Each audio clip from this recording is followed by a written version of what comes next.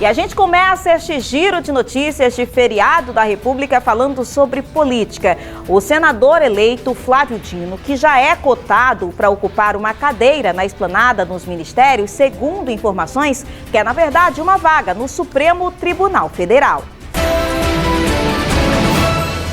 Em sua coluna, o editor-chefe do Diário do Poder, Cláudio Humberto, afirma que o ex-governador do Maranhão, Flávio Dino, é um dos nomes do PSB cotados para uma cadeira na esplanada. Destaca que a aposta é que o senador eleito ocupe a pasta da Justiça até um eventual Ministério da Segurança Pública. Aos mais próximos, porém, Dino confidencia o sonho de um assento no Supremo Tribunal Federal, sublinha o jornalista, acrescentando que o ministério catapultaria o maranhense para o STF. A quem pergunta, Dino não admite, diz estar satisfeito com a política, diz Cláudio Humberto.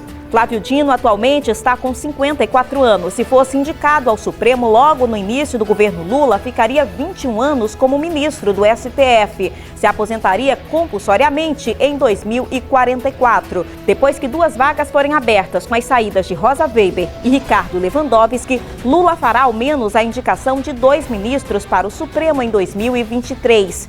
Os passos de Flávio Dino têm sido observados de perto pela imprensa, missão facilitada pelo fato de que o maranhense aparece com frequência ao lado de Lula no cumprimento da agenda política do presidente eleito.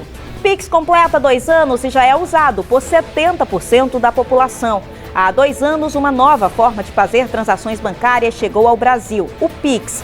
Hoje, ele já está consolidado como o meio de pagamento mais usado pelos brasileiros. A ferramenta tem 138 milhões de usuários cadastrados e nesses 2 anos movimentou 26 bilhões de transações, atingindo 12,9 trilhões, segundo o levantamento feito pela Federação Brasileira de Bancos com dados do Banco Central.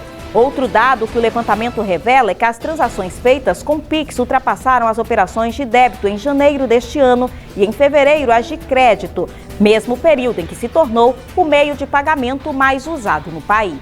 Polícia Federal prende 2 candidatos do Enem no Maranhão que eram foragidos da Justiça. No último domingo, dia 14, a Polícia Federal no Maranhão cumpriu 2 mandados de prisão preventiva, um em São Luís e outro em Santa Inês, contra candidatos que iriam realizar a primeira fase do Exame Nacional do Ensino Médio, mas eram foragidos da Justiça. Segundo a PF, os foragidos respondiam por crimes de estelionato e de trânsito. Ambos foram recolhidos a unidades prisionais e estarão à disposição do Poder Judiciário. A ação contou com a participação de 10 policiais federais da Superintendência Regional de São Luís, visando a prevenção e repressão de eventuais fraudes que poderiam ocorrer durante a prova. No país, participaram das ações mais de 500 policiais federais distribuídos em todos os estados da Federação e no Distrito Federal. Durante o dia foram cumpridos 30 mandados de prisão em aberto, relativos aos candidatos nos estados de Alagoas, Amapá, Amazonas, Bahia, Espírito Santo, Maranhão, Mato Grosso do Sul, Mato Grosso, Pará, Paraíba, Pernambuco, Piauí, Paraná, Rio de Janeiro e São Paulo. Motorista perde controle de táxi e colide em poste na Avenida dos Portugueses após bandidos anunciarem assalto. Um taxista ficou ferido após perder o controle do veículo e bater em um poste de energia elétrica na Avenida dos Portugueses na madrugada desta terça-feira. Segundo informações policiais, ele fazia uma corrida para 4 homens. Os bandidos se passavam por passageiros e solicitaram serviço no anel viário. Eles anunciaram o assalto e, quando passavam pela região da Universidade Federal do Maranhão, sofreram um acidente. O poste ficou destruído e a fiação chegou a interditar a avenida no sentido ao bairro Anjo da Guarda. O carro foi parar em um trecho de matagal. A empresa responsável pela rede de energia elétrica no estado foi acionada para realizar a manutenção. O trânsito no local foi liberado logo nesta manhã. O taxista levado a um hospital. 2 dos 4 assaltantes foram presos e outros 2 fugiram por um matagal. Equipes da Polícia Militar e do Corpo de Bombeiros do Maranhão foram acionados. Polícia investiga a morte de bebê com sinais de violência física e sexual em São Mateus. O pai está foragido. A polícia investiga a morte de uma bebê de 2 meses registrada no município de São Mateus do Maranhão nesta segunda-feira, dia 14. O exame cadavérico constatou que a criança sofreu agressões físicas e violência sexual. A mãe do bebê foi conduzida à delegacia de Bacabal e o pai está foragido. Ao tomar conhecimento da morte da criança e que o velório era feito a portas fechadas, a equipe do Conselho Tutelar da cidade decidiu ir à residência, pois o fato causou estranheza. Quando os conselheiros chegaram na casa, o carro da funerária já havia partido com o corpo para o enterro.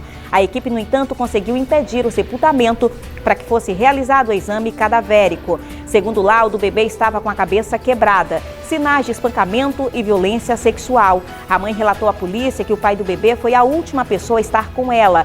Ele teria dito, ainda segundo a mãe no depoimento, que a criança sofreu um infarto. Ela foi liberada ainda ontem por volta da meia-noite, após a alegação de que foi coagida pelo companheiro. O homem, que nem sequer quis levar a criança ao hospital, está sendo procurado pela polícia e o caso está sendo investigado. Infelizmente, diante desse caso, faltam palavras. O que dizer diante de tamanha monstruosidade? Espero de verdade que esse homem possa ser capturado pela polícia e que possa pagar pelo seu crime. É um crime realmente injustificável, não dá para entender. O nosso Giro de Notícias fica por aqui e a gente se encontra no programa de amanhã.